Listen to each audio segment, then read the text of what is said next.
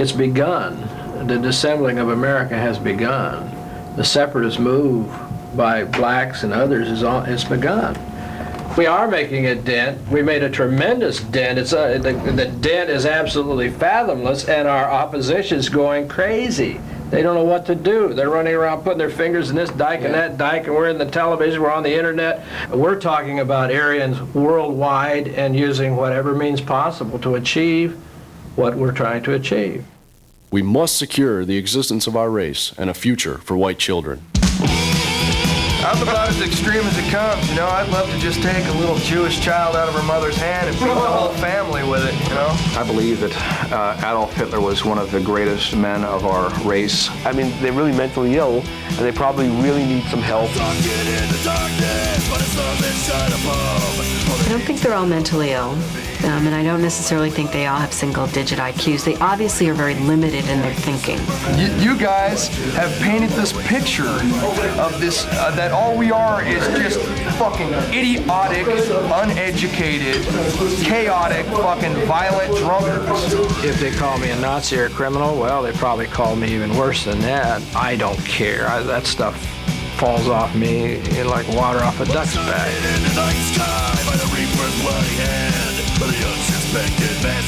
We've been called haters and participating in hate groups and hate music and hate. My philosophy is if you have people that are standing against you, the only way to get them out of your way is in a violent manner. We have to be violent. We have to push out, you know, we have to get those out who don't belong, who are ruining our society, integrating it with their false values and their communist, parasitical Jewish ways. For all these things, we fight to the death. Hatred is a fact of life.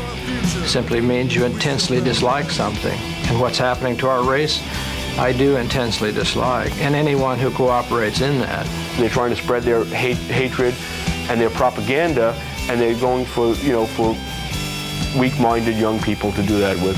Well, with the exception of fucking Jews and Zionism, fucking, you know, there were natural boundaries that kept fucking all the fucking other races apart from the fucking European race, you know.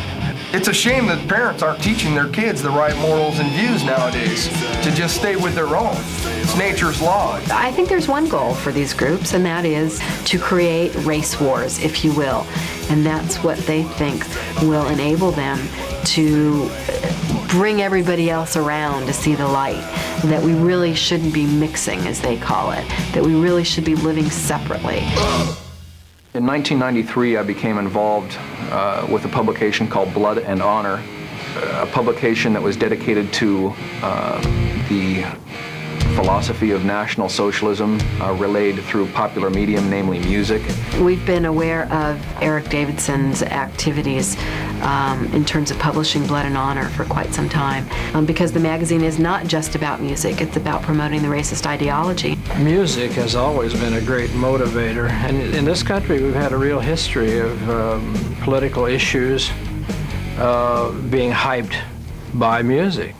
10 years ago, there wasn't but about, there was only a couple of bands out there, Ian Stewart, a handful of bands, and now in the world today there's, how many bands would you say there are?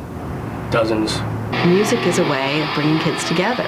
And you take the music, regardless of whether they listen to the words or not, and you create a concert atmosphere, there's beer flowing, and you get kids together and they feel like they belong. Then you add to it the racist lyrics, and you start indoctrinating them and bringing them into the fold of these white supremacist groups. 3 or 4 years ago, it looked like the skinheads were sort of on the ropes as a force. But it appears today, in 1996, that there's a resurgence, a strong resurgence. And how it's happened, I don't know. I don't know. Maybe the music is the catalyst.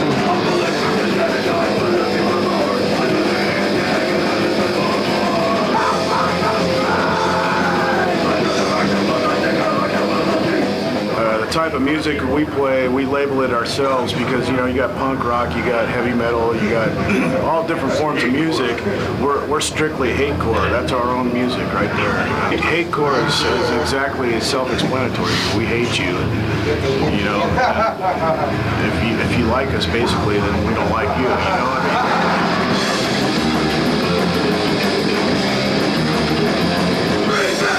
music is, you know, usually loud and angry and hard. It's when you listen to the lyrics that you realize that it's being sung by, you know, people who have a very specific message of hatred and bigotry that they're trying to get out, and that's what you get out of it. Just, you know, hate, hate, hate.